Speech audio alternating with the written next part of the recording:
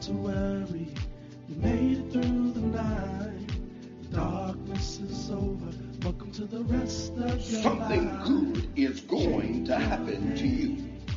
Change your life. Change your day. Change your life. Change your day. Change your life. Change your day. Change your life. Change your day. Change your life. Change your day. Change your life. Change your day. Change your life. Change your day. Change.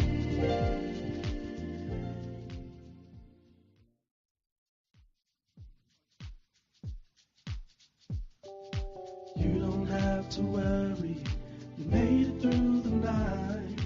Darkness is over. Welcome to the rest of your Something life. good is going to happen to you. Change your life. Change your day. Change your life. Change your day. Change your life. Change your day. Change your life. Change your day. Change your life. Change your day. Change your life. Change your day. Change your life. Change your day. Change.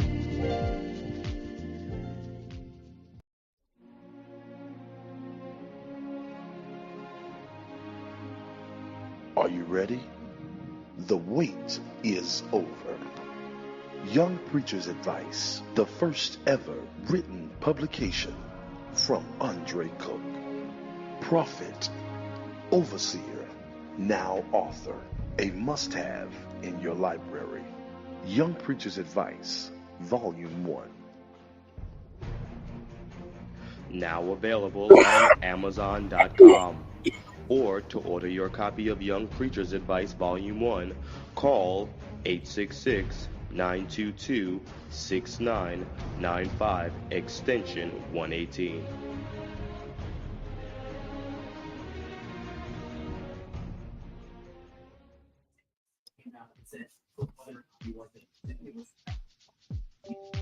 You don't have to worry. You made it through the night. Darkness is over. Welcome to the rest of your Something life. good is going to happen to you. Change your life. Change your day. Change your life. Change your day. Change your life. Change your day. Change your life. Change your day. Change your life. Change your day. Change your life. Change your day. Change your life. Change your day. Change.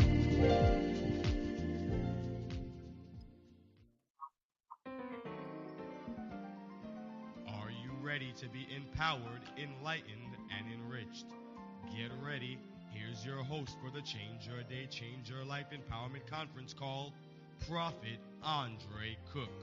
Blessings. Good afternoon. It is the day that the Lord has made. Rejoice and be exceedingly glad in it. And I was glad when they said unto me, let us go into the house of the Lord. And you and I are gathered in his name. And as we are gathered in his name, it is with the promise that he would be in the midst of us. So good afternoon.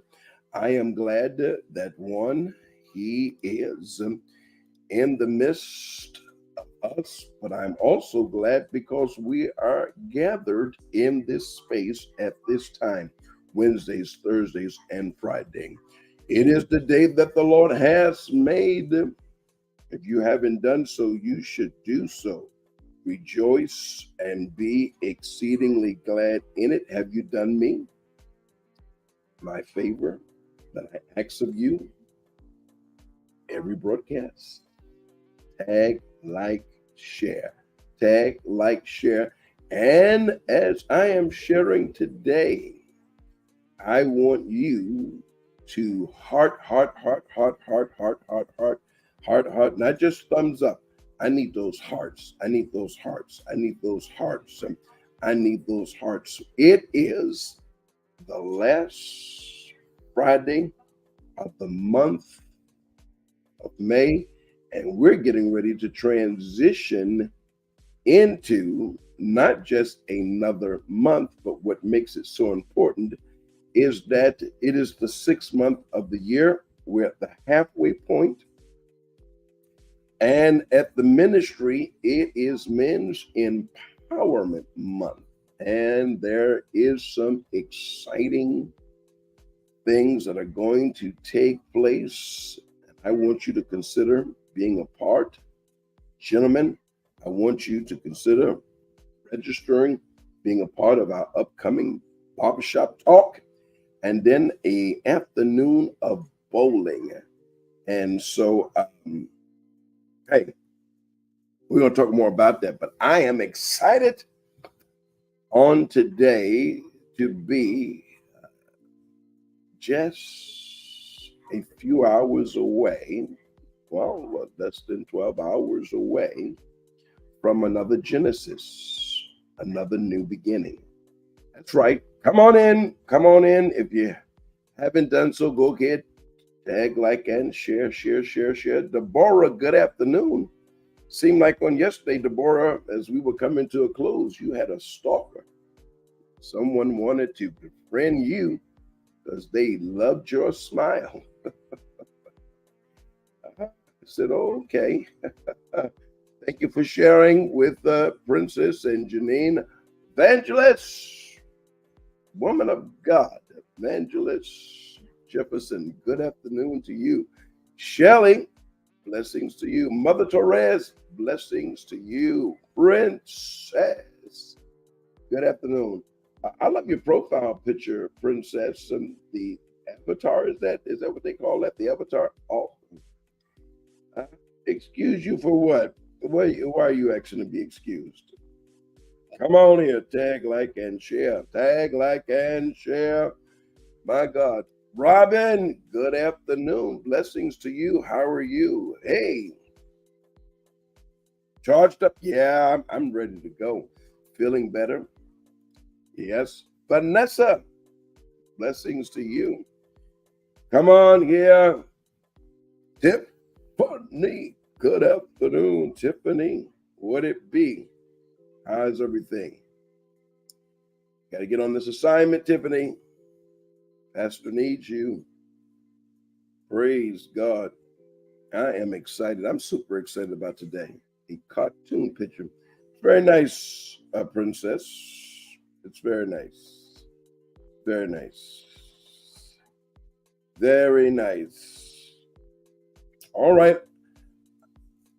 Thank you, Tanisha. Blessings to you. How are you? And where's Amanda? Tell Amanda to get in here.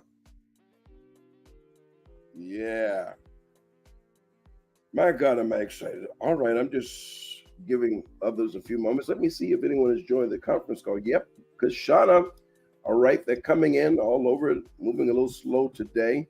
I thought I was going to be delayed signing in. I was all prepared. And maintenance had come. I had been putting a little pressure on them because while I was away, they wanted to come in. They had cleaned the windows, the exterior windows. You know, they dropped down from the roof and they cleaned the exterior windows, but they had to take the screens out. And while I was away, they wanted to come in and put the screens back in. And I'm adamant. I don't want anyone in my home when I'm absent. And so they called me and I told them no. I told them that when I'd be back, and they were dragging their feet about putting the screens back in. And I was adamant. I want the screens back in. One of the gentlemen told me, he said that, well, it was closed. I said, well, it needs to be reopened because when I don't want the air, I should have the option. If I want the screens come with it. I said, I want to open the windows and the screen, and I don't want insects flying in and so forth and so forth. So it a little something. But so they showed up. Now I gave them the hours, you know, between 10 in the morning, between 10 and 11, and then 1:30 to 4. They show up at 11:35. I said, well, you come right on in and get it done. And they were moving around. They had 2 bedrooms, the living room, all where I got windows. So got it done, y'all. Got it done. But they was, you know, the maintenance guys, they were great. They're always great. It was you know, sometimes it isn't the maintenance, it's the back office. You know, the ticket is closed. No, well, it needs to be reopened because I'm not going to spend the summer depending on. I like mornings when it's coolest. I like to open up the windows, and then, you know, when I clean and things of that nature, you know, I don't want the chemicals just sitting in this tight space. You know, even though I have the air purifier and things like that, sometimes I just want the option of having outside air inside it and enjoying it. So, all right, enough of my ranting, but yeah. So literally, I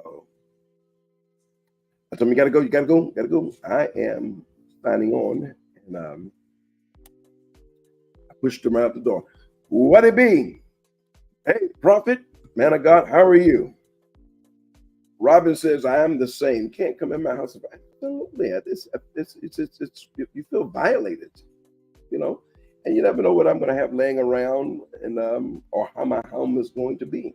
You know, sometimes, you know, I can get really busy and everywhere becomes a staging place. I've got stuff laying around situated and so forth. No. Yep. Hey, Maggie and Lynette. I've been hearing some disturbing things. We good? It's not a question. It's a statement. And the statement is, Lynette, we are good. We are good. Shanoka and I and you, we are good. We got bigger fish to fry. We've got a business to promote, and not become distracted by the issues that others have just because they have issues. So Lynette, Mama Bear, I know how you feel about chilling, but know this: the way you feel about your children is the way I feel about you, Shanoka, and Cliff. And as I've said in the past, I've said it publicly, I said often, y'all don't bother nobody.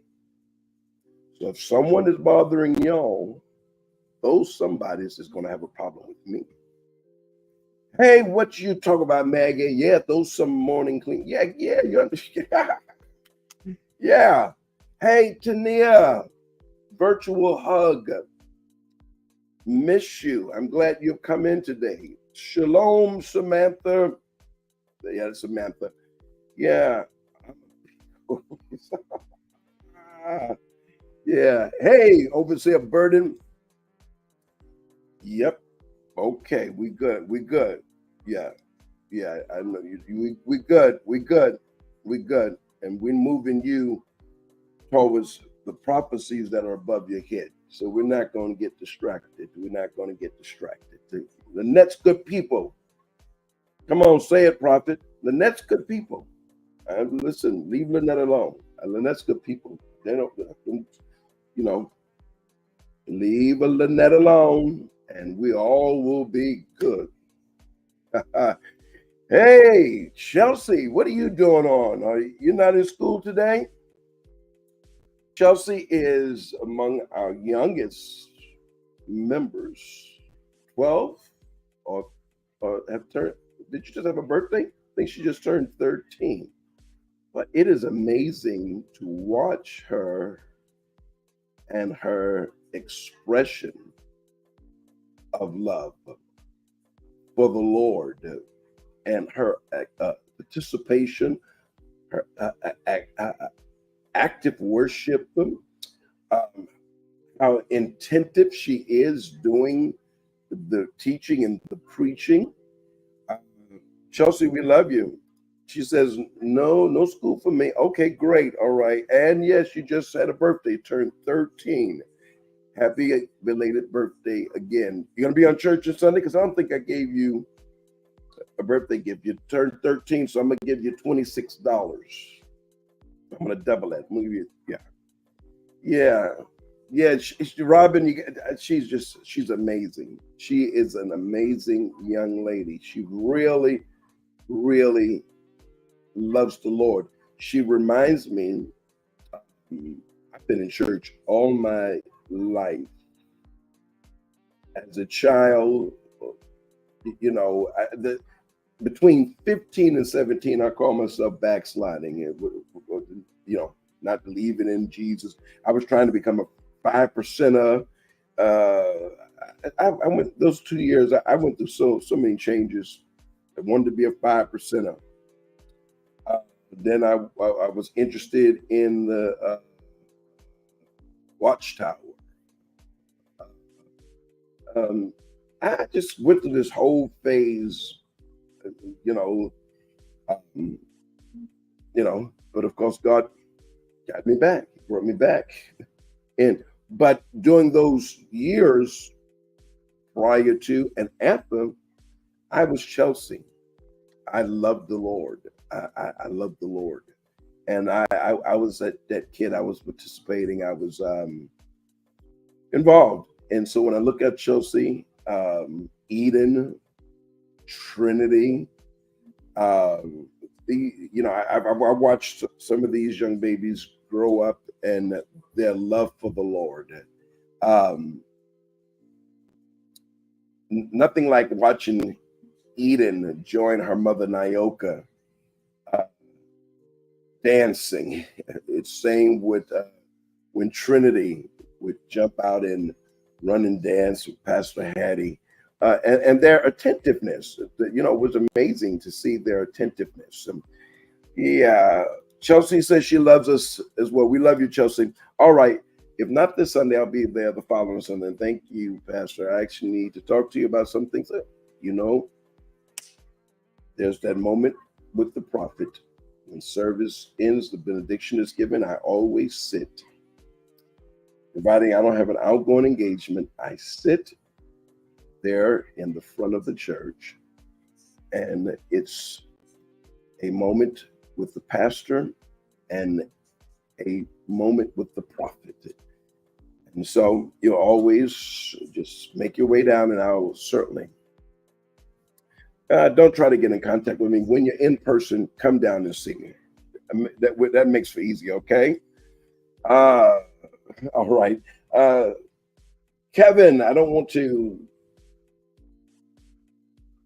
mispronounce your last name. I did that to them, Pastor. Wow. Hey, so you can relate, Pastor. You can relate. Yeah. I went through that period of time. It amazes me every now and then, but I haven't given much thought to it lately, but it probably was necessary because in pursuing those religious practices and disciplines, it forced me to study and to really get a handle on the tenets of Christian faith.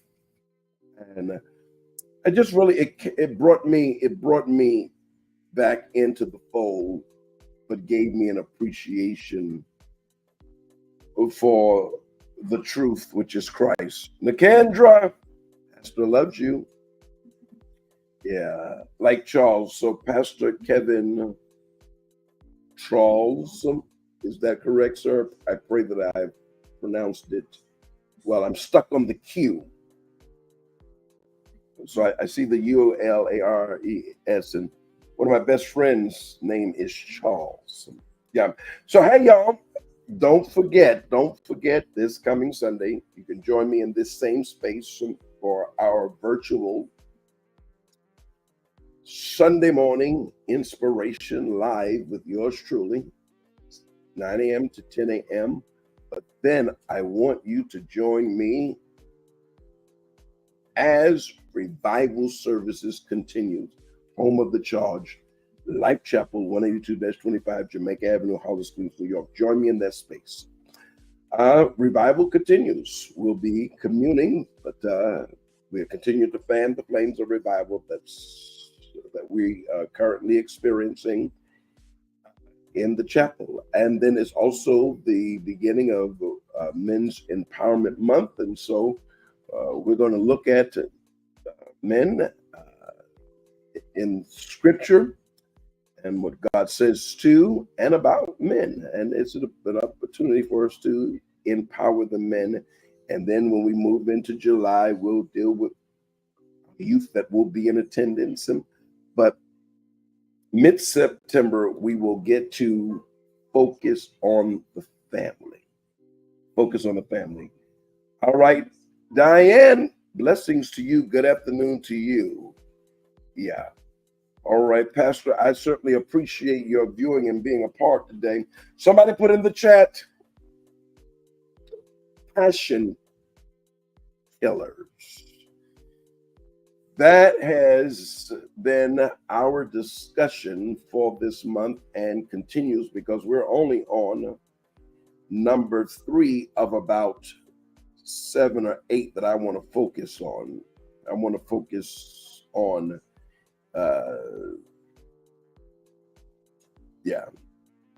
what kills your passion. And if you're going to be successful, you need passion. You need passion. Passion is one of the attributes that you find among successful people, both spiritually, naturally, professionally, educationally. There is commitment, dedication, and passion.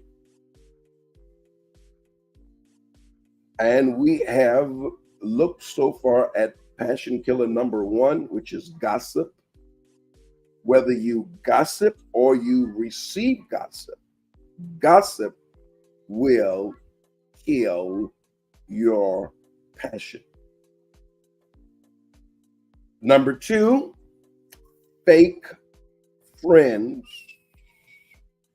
And we focused on that the entire month of May in our evening conclaves and times together, because we saw the impact that a fake friend in the form of a snake had on Eve, Adam, and continues to have on the human population. Fake friends. And now we're dealing with the fear of failure.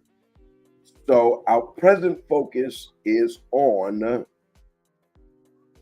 number 3, which is the fear of failure. Somebody put it in the chat, the fear of failure. Thank you, Maggie Ann. Passion. How do one keep their passion when coming up against folk and things constantly attacking them? Dania, you have come in at the right time because it is part of today's discussion. And Dania, hear me. Never become obsessed with what folks are doing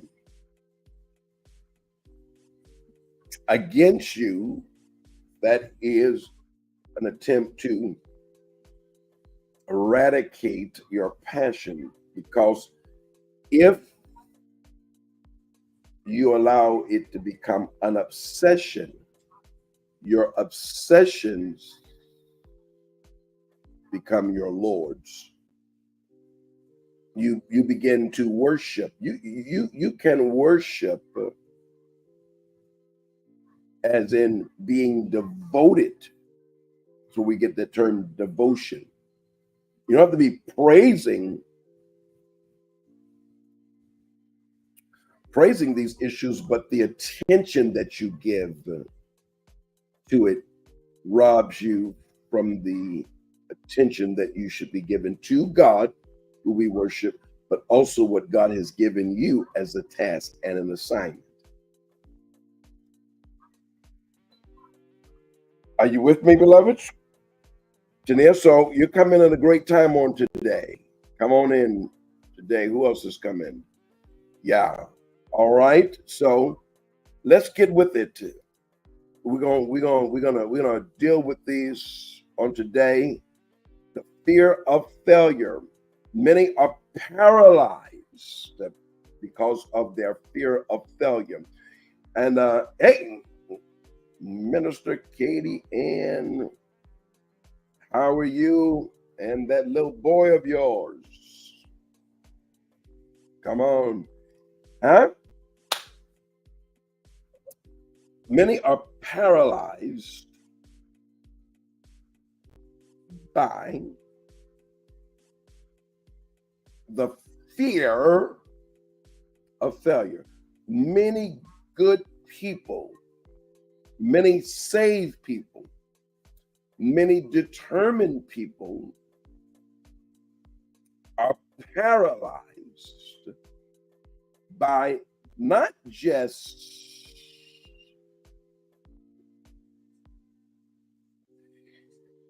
the potential or possibility of failure, they are paralyzed by the fear of failure. And yesterday we looked at this interesting fact. The phrase fear not or do not fear appears in the Bible 365 times, which means it is one for each day of the year. It has been said by historians, seminarians, theologians, bibliologists, and students of the Bible that is the most frequently command in the Bible. This phrase is meant to help people deal with fear and worry, because you can fear a lot of things, but our focus is on the fear of failing, the fear of failing, the fear of failing. And there were some interesting observations made on yesterday, and I'll reiterate a number of them. Several quotes, unknown authors. Embrace failure. Don't be afraid to fail. Embrace failure as a necessary step on the plan to success. Love success more than you fear failure, and you'll be well on your way to achieving your dreams, quote unquote. Again, authors unknown. Again, fear can drive success. Quote, fear can hinder growth and failure can drive success. Even though I've fallen on my face more than once, I've learned and I have grown each and every time, unquote. Also, unknown author says failure is part of success. Quote, winners are not afraid of losing, but losers are. Failure is part of the process of success. People who avoid failure also avoid success, unquote. Learn from failure. It's fine to celebrate, quote, it's fine to celebrate success, but it is more important to heed the lessons of failure. We learn wisdom from failure much more than success. We often discover what we will do by finding out what we will not do. And then this is the point that I was making early on. Fear can be immobilizing. Quote, author unknown. The fear of failing can be immobilizing. It can cause us to do nothing and therefore resist moving forward. But when we allow fear to stop our forward progress in life, we will likely miss some great opportunities along the way.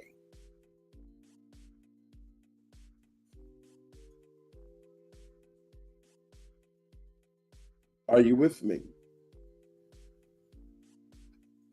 Failure is part of growing. So if you fear failing, then you're unlikely to grow. You're unlikely to grow. And so I get it. We all have been there. And it is likely that we are challenged daily when it comes to fear. Yeah, when it comes to fear. But you know, the Lord was given an assignment to Joshua. And one of the first things he says to him, fear not. Fear not. Joshua 1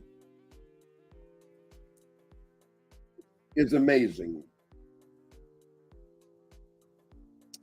So many truths are found in it, particularly one that I like is looking at how there's an overcoming of discouragement. And Tania, often the byproduct or the result of passion or being passionate is an attack of discouragement. And I did a series a number of years back entitled How to Handle Discouragement, because discouragement is reoccurring.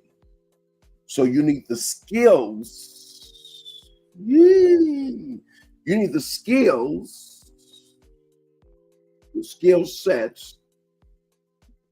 set to deal with failure. Prophet McVeigh has added, fail early, fail often, but always fail forward. John Maxwell. Come on here. One of my favorite authors. Back there, you see the suit of armor over there? It's the suit of armor. You see the suit of armor over there? On the second shelf, if you can see the two head statues in between those bookends, all of those books right there, that's my John Maxwell shelf. That's my John Maxwell shelf. And all of those books I have read and also have them in digital downloads. And then to my left off screen, you can't see I have a ceiling to floor bookshelf. And there's another shelf. I got like 3 shelves of various Bibles, the Open Bible, Schofield Bible, Topical Reference Bible, Life Application Bible, Dake's Message, Financial Freedom Bible, Morris Cerullo, Charles Stanley, Life Principle Bible, the Jewish Bible, the Nelson Study Bible, Keyword Study Bible, on and on and on. And then to my right, Amplified. Prophet McVeigh, are you ready? This is my John Maxwell Leadership Bible. and then the Complete Jewish Bible, and then one of my recent acquisitions, the Tony Evans Study Bible. I love to read the commentary. Yeah, Robin. Yeah, one thing for sure. We say one thing for sure. Two things for sure. After you're born, you're going to live to pay taxes and die. But I want to add to that,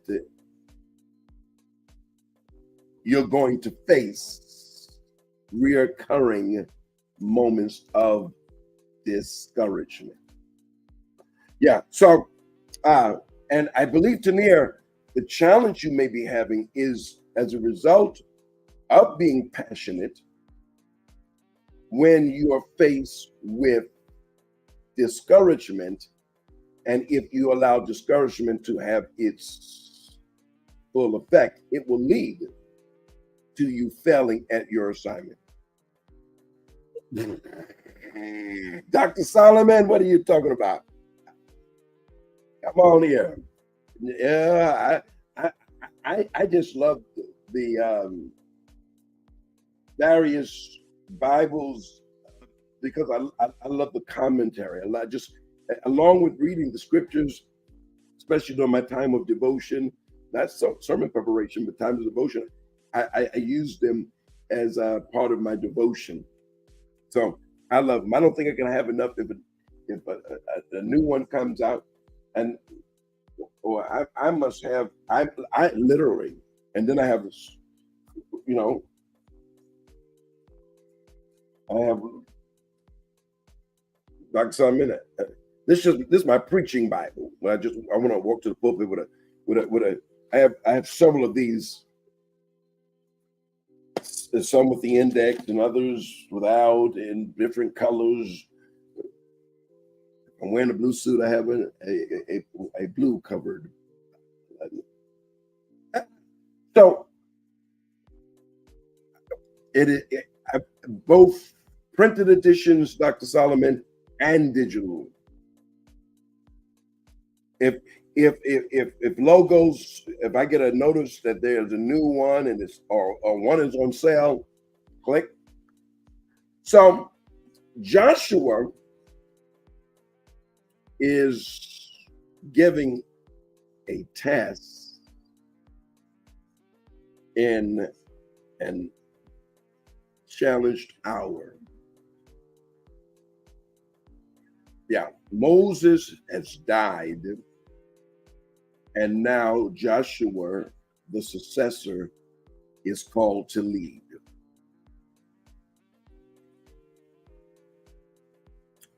The task before him is overwhelming, and I'm certain he thought, could he accomplish the task? And Dr. Solomon, we don't have to read too far in the Bible to discover and recognize a pattern. And the pattern is God repeatedly asking his children to believe the incredible and attempt the impossible. And what feeds doing the incredible and attempting the impossible is passion. And an enemy of passion is the fear of failure. Abraham went to an unknown land that God promised to give his descendants. Moses led Abraham's descendants out of Egypt and back to the edge of the promised land. Moses passed the leadership to Joshua. Deuteronomy chapter number 31, verse 7 and 8. And now let me read that for you, because most folks don't realize he was charged before the death of Moses. Joshua chapter number 31, verse 7 and 8. Then Moses called Joshua and said to him in the sight of all Israel, listen, be strong and of good courage. Courage is the opposite of fear. To be discouraged is the loss of courage. And when you lose courage, it is because you're gripped by fear.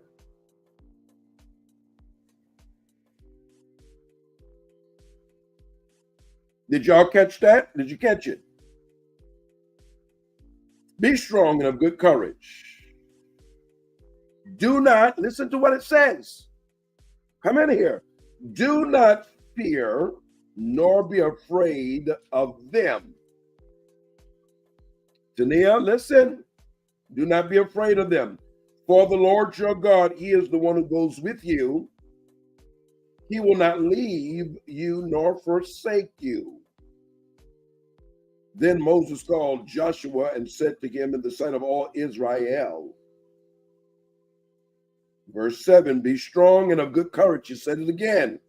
For you must go with this people to the land which the Lord has sworn to their fathers to give them, and you shall cause them to inherit it. Verse 8, and the Lord, he is the one who goes before you. He will be with you. He will not leave you. He will not forsake you. Do not fear. Do not be dismayed. Giselle. He was charged before.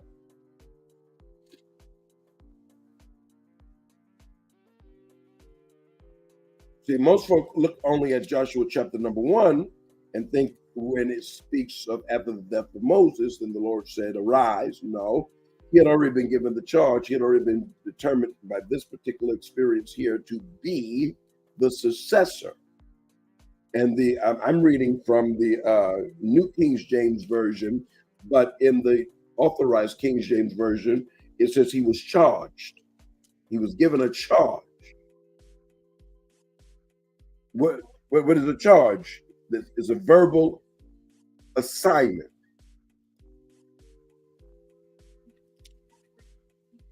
Are you with me? So Moses is given, or Moses passes the leadership to Joshua. And so there are historians, and I tend to believe that here, Joshua chapter number, rather in Deuteronomy chapter number 31, the baton was passed then. So the succession occurred before the death of Moses, so there would be no confusion of who was to lead, because he had already passed the baton. So a lot of times what happens in organizations and churches sometimes is there's conversation about who should become the successor when the leader is alive. He should pass the baton while he is alive, or she is alive, and work with the congregation for the healthy transition. So when you get to Joshua chapter number 1, it's timing. It's about timing. The national time of mourning is over, and God says, all right, got to keep moving. So what's interesting in the book of Joshua is this is what you find in the book of Joshua. It teaches us not to be content with being timid, or a timid faith. Joshua was a courageous military leader and a man of great spiritual influence. Hear this. The king to his leadership, however, was not reliance on his abundant talent, but on his faith in God. See, how do I get over? How do I move beyond this fear of failure? Your faith in God has to be greater than your fear of failure. If God called you, he's equipped you, he's anointed you, he's appointed you, he's got all that covered. God's giving you to do something financially. Remind him, it's your will, so it's your bill. He's going to supply the resources.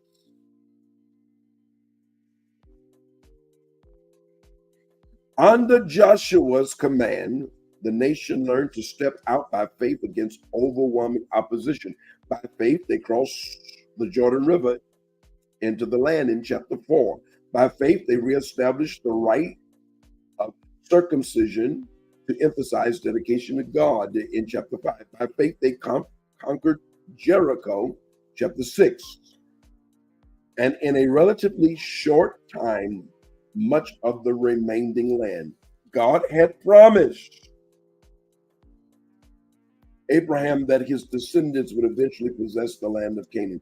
The story of his conquest assures us that God always keeps his promises. We can have victory even over what seems impossible if we put our faith in God. So, Tania, here's what I'm saying to you and to others who are listening. The fear of failure is real. Why? Because God asks us to believe the incredible and attempt the impossible. And oftentimes it is something that we have not done before. I've never pastored. I've never been a prophet. I've never been an itinerant speaker, evangelist. All of the things that I've done was outside of my education, my training. I honestly thought,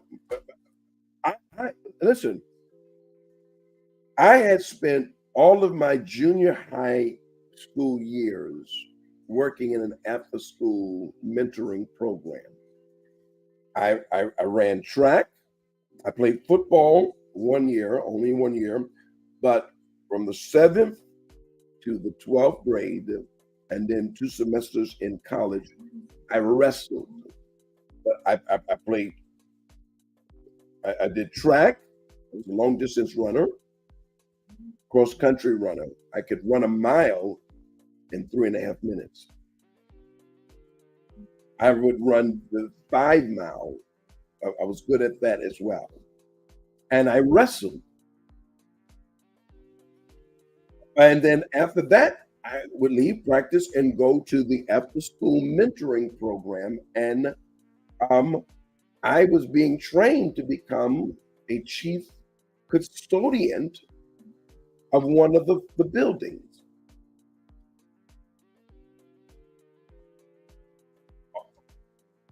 I was on my way to becoming a custodial engineer.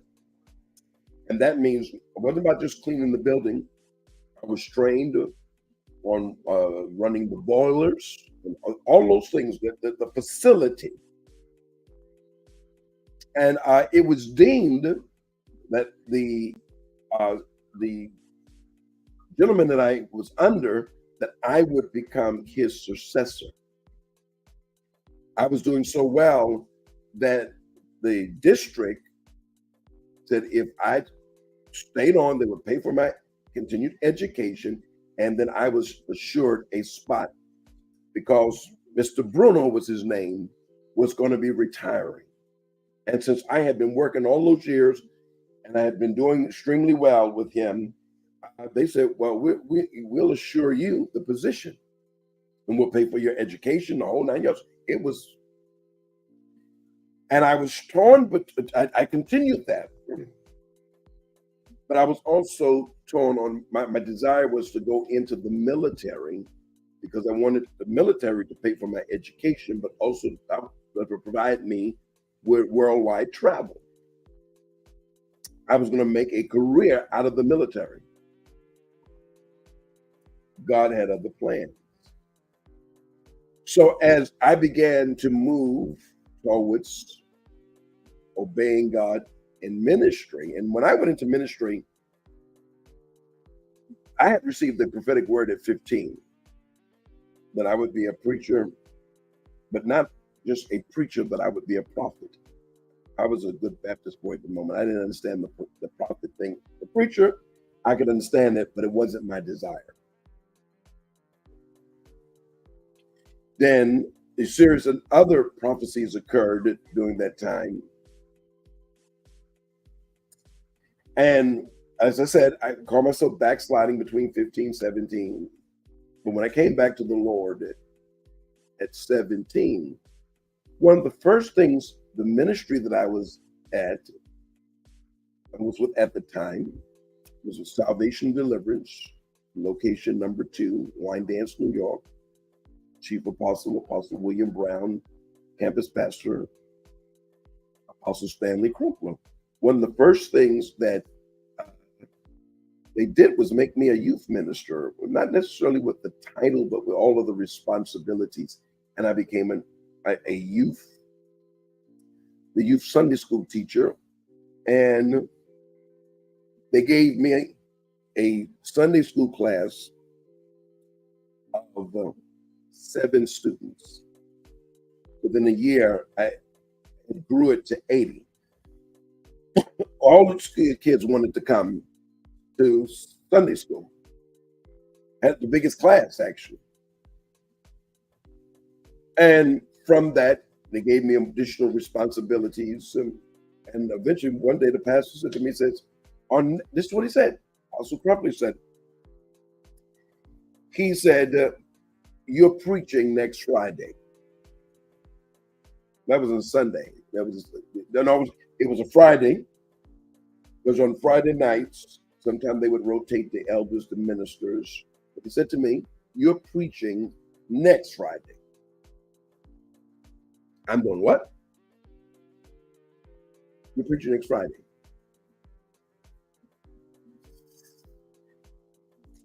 I had a course in hermeneutics, homiletics, nothing. And it wasn't like he gave me 7 minutes. No, he said, you're preaching. My first sermon or initial sermon that next Friday would be,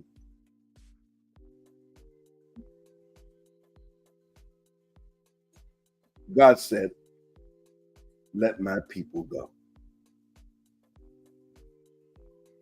Can I tell you the anxiety, the stress that I endured back then, they believed if God called you, God would give you a word, and he would, open your mouth, he'll speak for you. That was the type of organization I was in at that time. And Apostle didn't offer me any training, any help. Just told me how I was to be dressed and how I better not be dressed.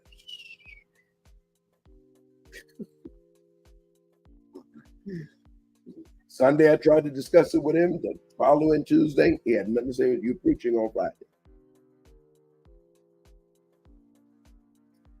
The stress, but not only the stress of preparation, presentation,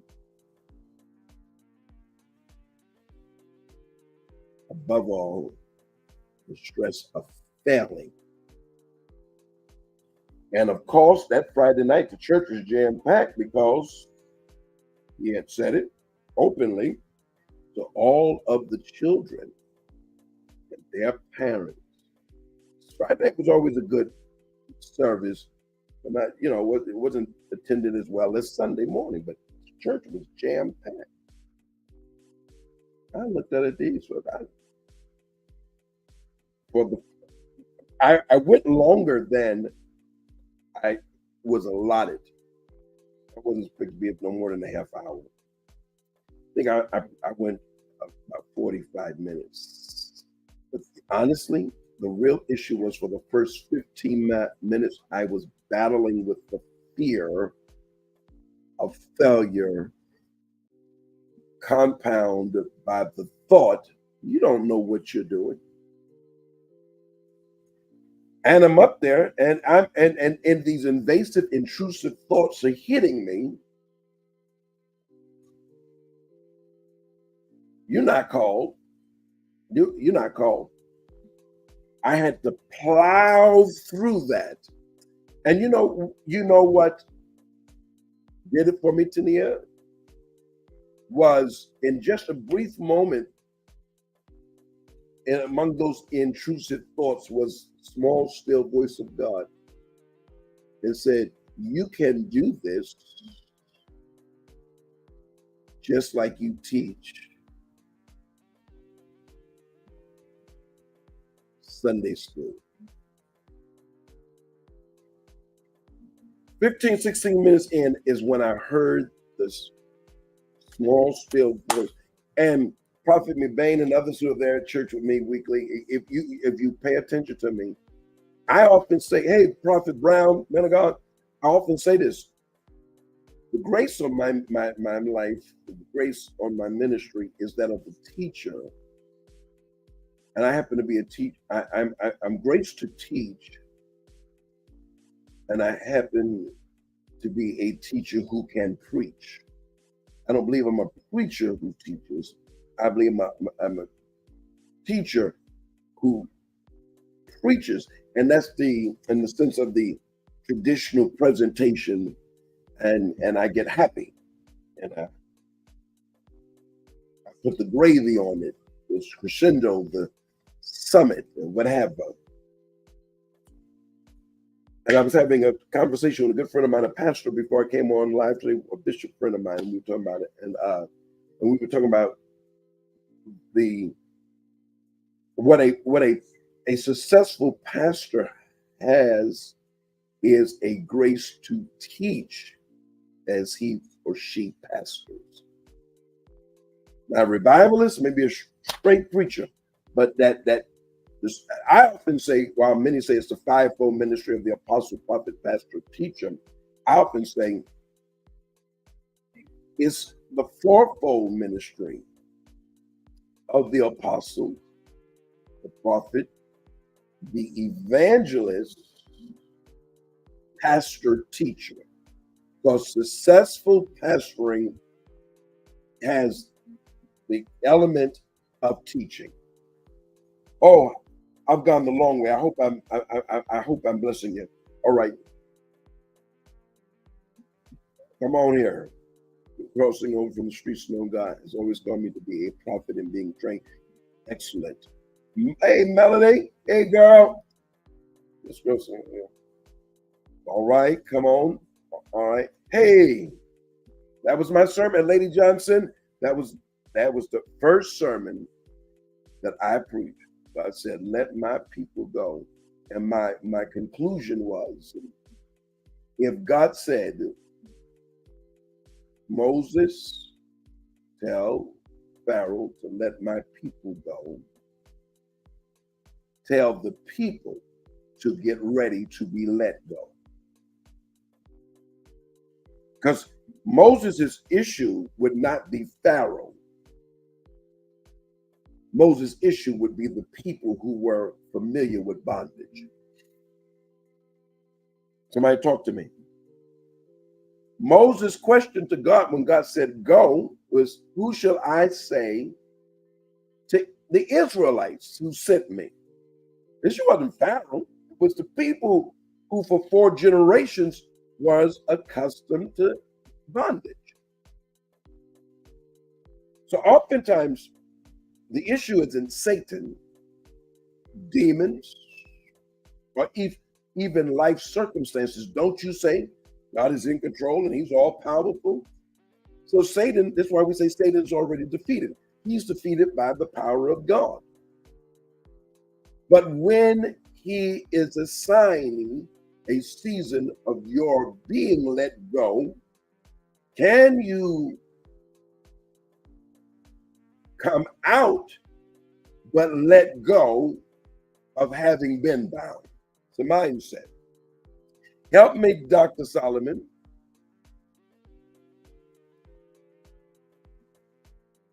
Knows how to get us out of it. Yeah, that inner critic, rears its ugly head. Blessings, son. Just get back to New York. Good to see you on Sunday. Start a men's empowerment month. Robin says, I think you also teach you preachers in there. Excellent, Robin. Thank you, Robin. Now let me tell you something, Robin.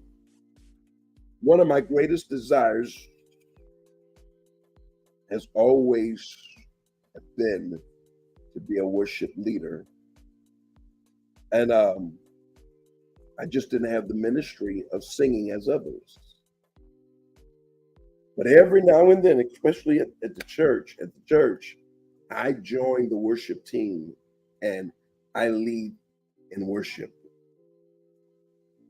Teacher, preacher, revelator, praiser, prophet, pastor, shepherd, protector, comedian. Love you, Prophet McBain. Giselle says, thank you, Giselle.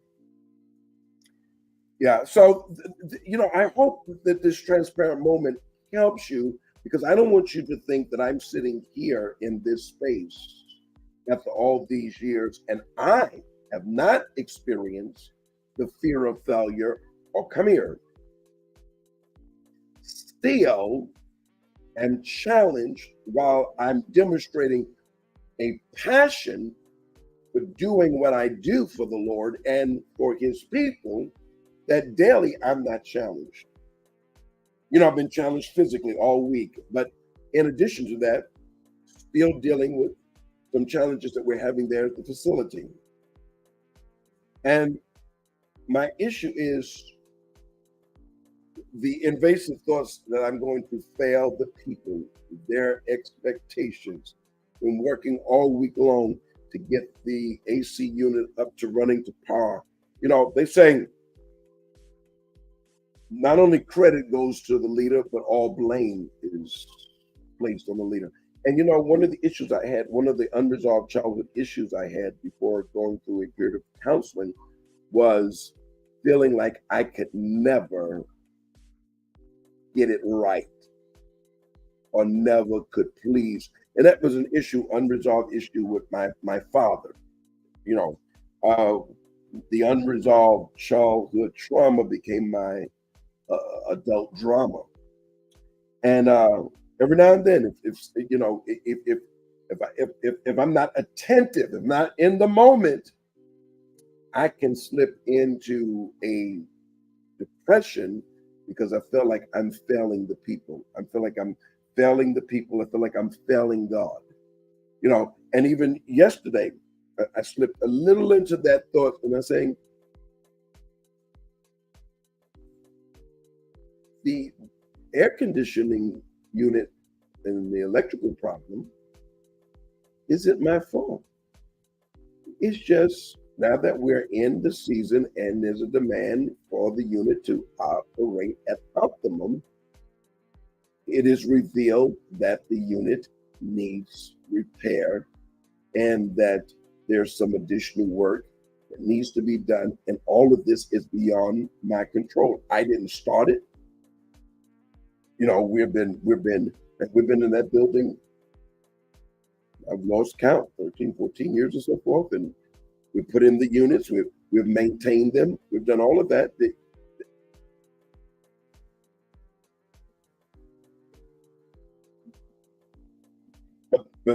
But you see what I'm trying to say? So I'm saying, come in here, come close.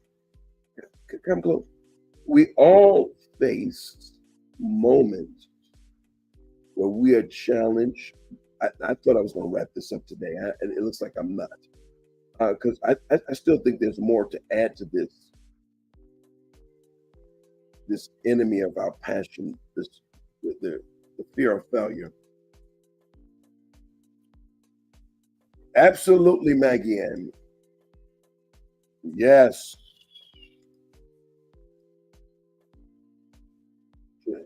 Ooh, intergenerational trauma. This is good. Yeah, and see, Satan, we got to give him. Now, he is a defeated foe, but he is not going away without a fight. And in his execution of sin was also the introduction of trauma. So that even if you are free from the penalty of sin, you're still dealing with the conditions and the consequences of trauma that can lead you to habitual sin. Because a lot of folk who are sinning, the sin that they are,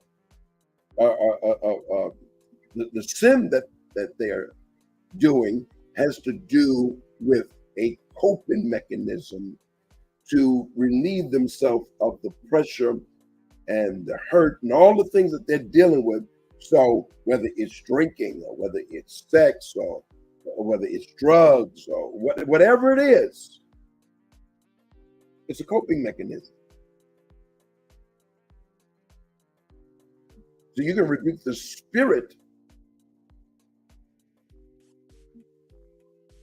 that initiated the trauma, but you're going to have to walk a person through by knowledge, revelation. This is what you're dealing with.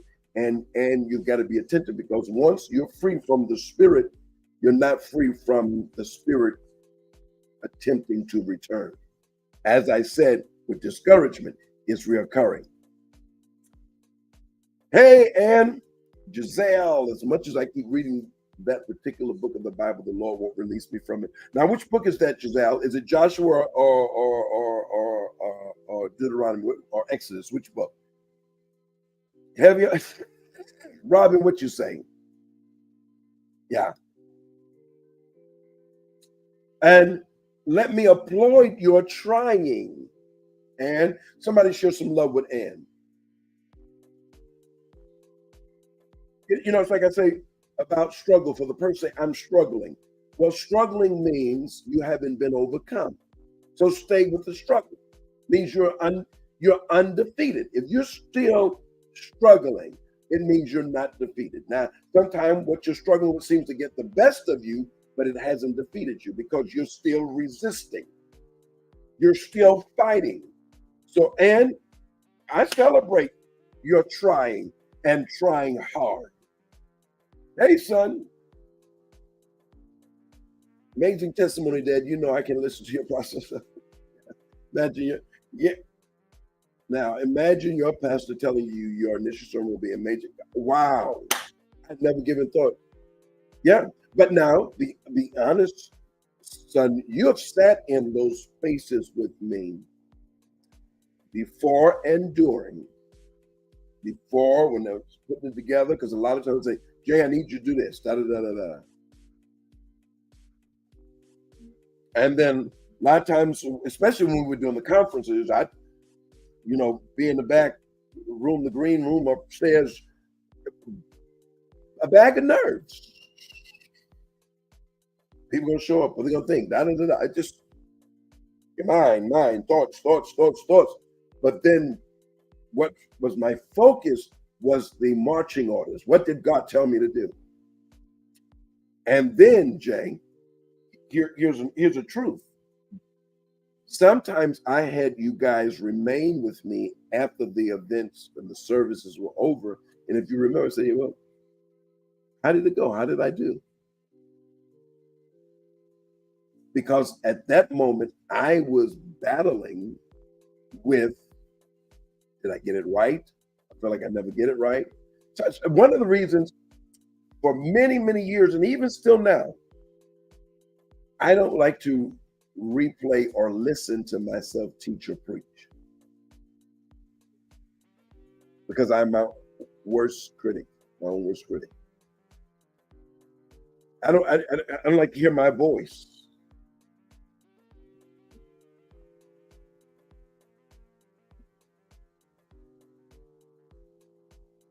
Wow.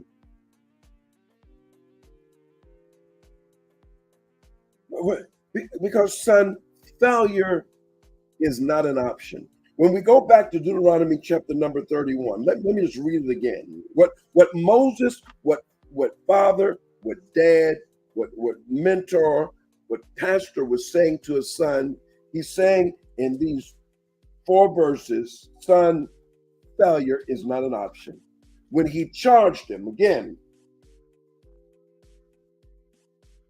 be strong and of good courage. Do not fear, nor be afraid of them. For the Lord your God, he is the one who goes with you. He will not leave you nor forsake you. Verse 7, then Moses called Joshua and said to him in the sight of all of Israel, giving him the charge, be strong and of good courage, for you must go with this people to the land which the Lord has sworn to their fathers to give them, and you shall cause them to inherit it. Verse 8, and the Lord, he is the one who will go before you. He will be with you. He will not leave you nor forsake you. Do not fear nor be dismayed. What he's saying, Jay, what he's saying is failure is not an option. And if you're failing, as Prophet McVeigh highlighted from John Maxwell, you are failing forward. Jesus said to Peter, Satan desires to sift you as wheat, but I have prayed for you that your faith, the opposite of fear, fails not. Not that you won't fail.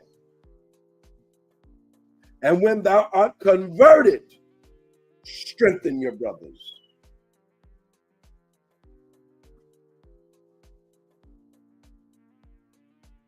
See, my lessons in leading has been the result of where I failed, but I failed forward.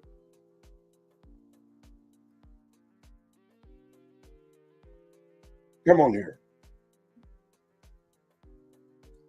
Talk to me, somebody.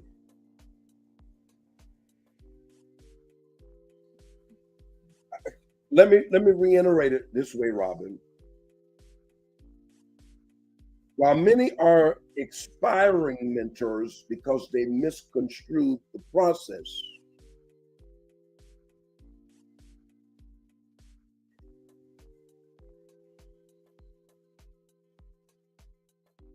Samuel was David's pastor, but Saul was his mentor to be king.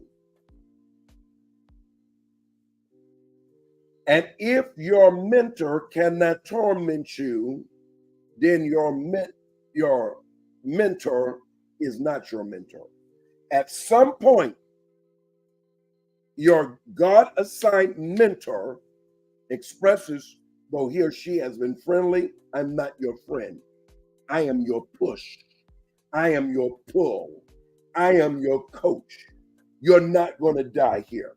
You're not going to die like this. You're not going to quit. We're going to rest, but you're not going to quit.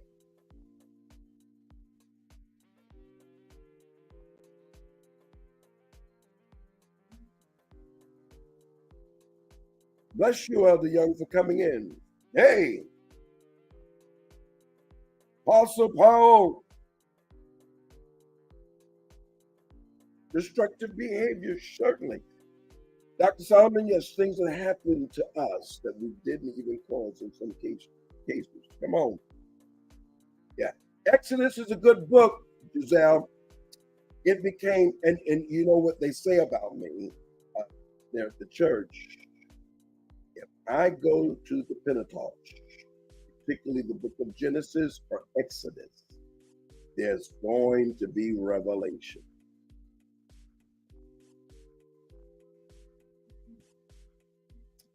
I love the first 5 books of the Bible, including the book of Joshua.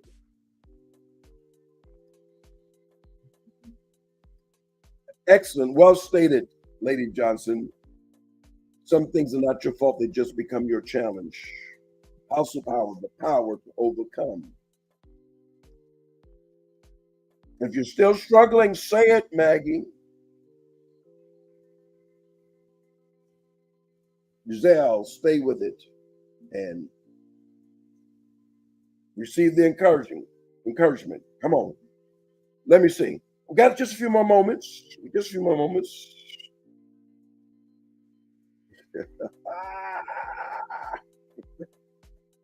What you talking about, Apostle? Failure is not an option. Tell yourself. And if I'm failing, I'm falling forward. And you know, I'm like an athlete. Let me tell you something. There were times in running track that I remember 2 occasions, I was neck to neck. And I wanted to be first place. I wanted to win. I wanted to outdo my previous time, but I also wanted to win first place. Twice in running races, I was running so fast and I stumbled as I approached the finish line. And Prophet Vane, on both of those occasions, I was stumbling, but I didn't try to break my fall. What I did do is I failed in a position that I wouldn't really hurt myself. But guess what? As I was falling forward. I still managed to cross the finish line, number one spot, and I rolled and jumped up.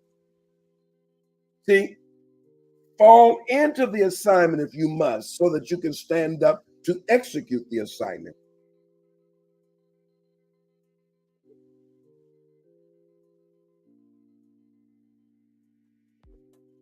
You're certainly welcome. Oh, I am honored, son, to have been a part of an impartation that has activated the grace of the apostle and the pastor that's on your life today, and to have been a recipient of the grace of song and praise and worship. You know, I would often say, when James Powell stood up, he sings like I teach into a preach. I lean back and say, we come to die. James is setting us up. Mentors are not your friends.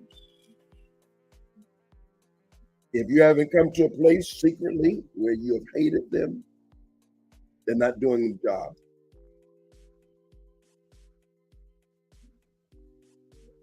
Yeah. It's never okay. What do I teach us? It's never okay to quit, but it's always okay to rest. Come aside so you don't come apart. And so let me say this to you just now.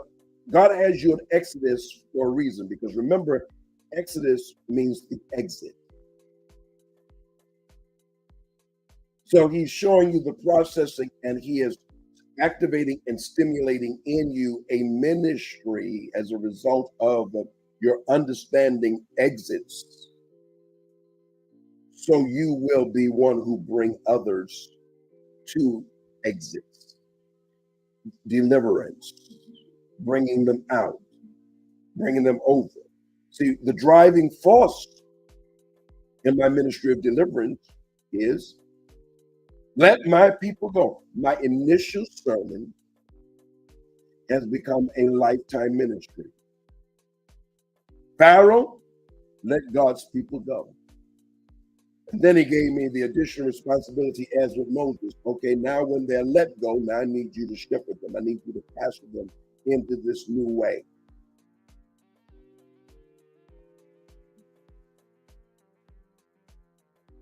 Awesome. Hey, Shepherd Mothers joined us. And James, do me a favor, pass the word along. Tell Purnell I have tried to reach him on several occasions. And so he surprised me and blessed me on the other Sunday. And since then, I've tried to reach him again. And I don't know if I have his right number, but either way, get that word to him. Look at where we are today. And not just to be a Lord saying apostle overseer. I believe that God is getting ready to expand your ministry in the capacity of oversight. Well, the ministry of the apostle is one that is sending forth and grounding and establishing works. Sometimes the apostle just does that without necessarily the element of oversight. I keep the last few weeks, every time I look at you or I address you, I keep hearing overseer. And then we're familiar with that because when I was becoming increasingly itinerant prophetic voice to the nation, I would leave you at the church to oversee the work. So get ready, apostle. My prophet is not my friend. I need to hear it. Absolutely. Giselle says, God is trying to get my attention. Yes. Manda, I called you out earlier. I'm glad you're in the space.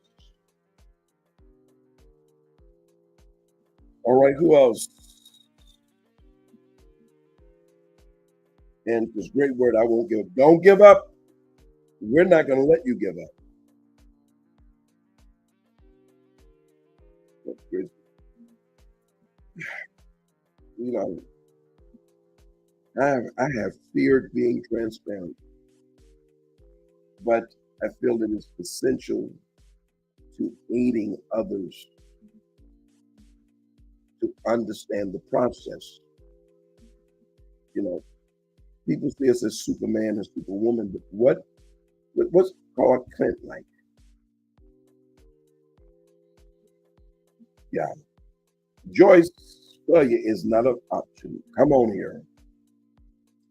Robin, great leadership is building. Bishop Williams spent a lot of time with me. It's still showing up in my life, and he's already passed away.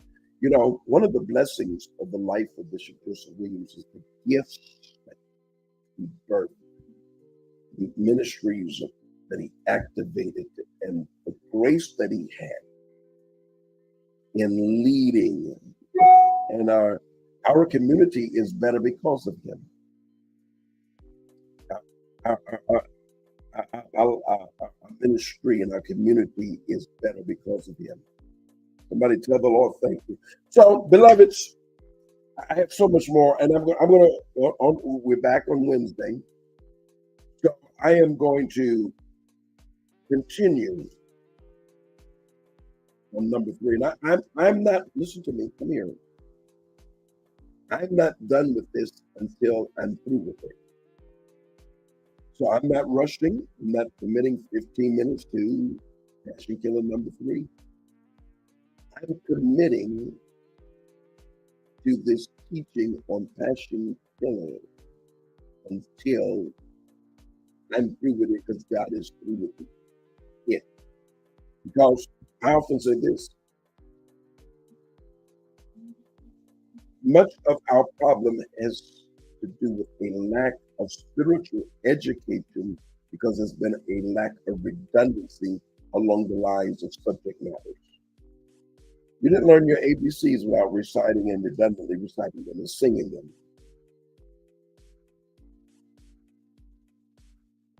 So until you can discern passion killer number 1, passion killer number 2, passion killer number 3, you haven't learned the lesson. Antonia, I am so glad you were able to catch me today. And let me again, as I've said in the past, especially during those times of the pandemic when there was the shutdown, I met you in Baltimore. I remember that, and then remembering you relocating. You were one of the most faithful of the 12 at 12, 12 minutes of prayer at midnight, or whenever I was live, you were a constant. And Tamir, thank you for that time of faithfulness and support. I appreciate you. All right, we're 5 minutes from closing. So what I feel like I need to do, and somebody get in the comments, tell me what your thoughts are, is I want to look at how discouragement plays a role in the fear of failing, and how we need to overcome it. You know, facing up to discouragement, the underlying causes of discouragement, keys to overcoming discouragement. You know, riding the storm. Realize that God uses ordinary people like yourself and me. Don't be defeated by the negatives. Learn to focus on Christ. Remember that we are special. Focus on your behavior. Focus on your behavior. Be persistent. And then we will actualize the impossible when we honor God with our faith. I think do a little preaching on this. Because I believe part of the ministry to the men is bringing them out of being discouraged And this issue, this issue with toxic masculinity or lack thereof, or what have you, or the fulfillment of the role of men in our homes, our lives, the community, church, has a lot to do with most of the adult males and the adult males and young males is that they are discouraged. I dealt with a situation this morning. Our mother was having an issue with her son, and she texted me to tell me what was going on. I said, I called. And I said, what's going on with him? She said, he's right here in the car with me. And I said to him, you go, I want you to go, just like this. I want you to behave and I want you to go to school. He didn't want to go to school. Mother dropped him off at school. She said to me, he got out of the car, didn't get up any time. And I said to her, he needs a man in his life like that. So you're thinking he's still a little boy. No, he's coming into manhood. And right now, he needs the voice that he can automatically hear and respond. There's just something in the voice of an alpha male. You see? I think I could hear in her tone or response, she was amazed at how he complied. And I said to him, when you get out of school, I want you to call me.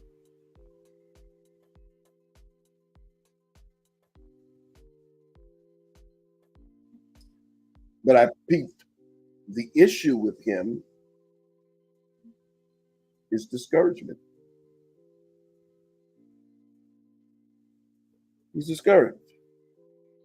Tracy, you know I love your family, right? You know your brother is my guy, and your mom is our mom. Father, may this word have blessed your people. And as it has blessed your people, may there be great activation, courage, persistence, and accomplishment, doing what you have called them to do in the name of the Lord Jesus Christ. Father, I thank you for it. Hey, it's Friday. I challenge you to an unusual seed for the continuation of the year 2024. Celebrate with a seed of $20 and 24 cents, so just $24. Double it at $40.48 or $48 of the unusual seed for the 58 significance of the number 5. Number 5 is number of divine grace, divine enablement. Number 8, new beginnings. Divinely enabled to begin anew. Cash App, $ RevAndreCook, PayPal, RevAndreCook, Zelle, RevAndreCook, LL.com, corresponding address, 19 High Ridge Road, Suite 234, Stamford, Connecticut, 06905, AndreCookMinistries.com. Would you? We've got about 30 more seconds. I decree the favor of God upon you, Shelley, for your generosity. Money owed to you, money due to you is money that comes to you. Elder Young, I decree the favor of God upon you. Blessing of God make you rich and add no sorrows in the name of the Lord Jesus Christ.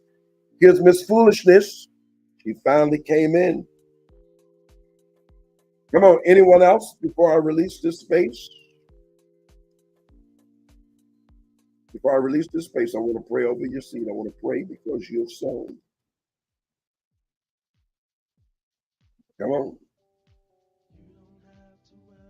Oh, I hear it. Beneath the X. You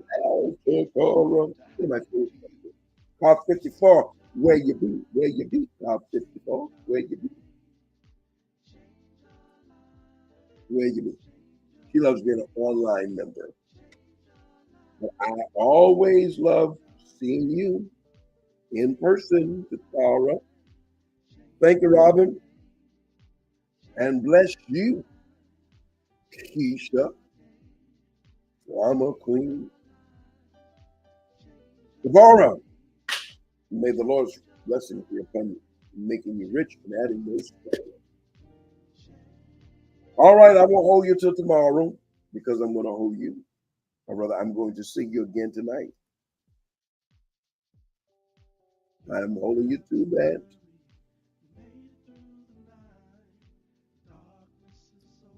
I'm holding you to. All right, 9 a.m. Sunday morning, online in this space, midday revival service, 182-25, Connect Avenue, Hollis Springs, New York. I want to see you in the place. But tonight, we're back. 7:30. If you haven't joined the Charge Connect, you need to do so you'll receive at 7:25 or 7:30 p.m. You'll receive between 7:25 and 7:30. You'll receive the link to join me. And we're wrapping up and recapping. And it's been wonderful. All right. Remember these words. What isn't on your mind isn't in your future. You've got to elevate your mind and your feet will follow. You cannot live a positive life with a negative mind, and you cannot offer the people what you want to have. Make your smile your style. Someone's watching you. That can make a bless you. Your smile attracts your frown with them. A superior rest of the day for you. God's final blessings upon you. With that of shalom, shalom, shalom. God's blessings.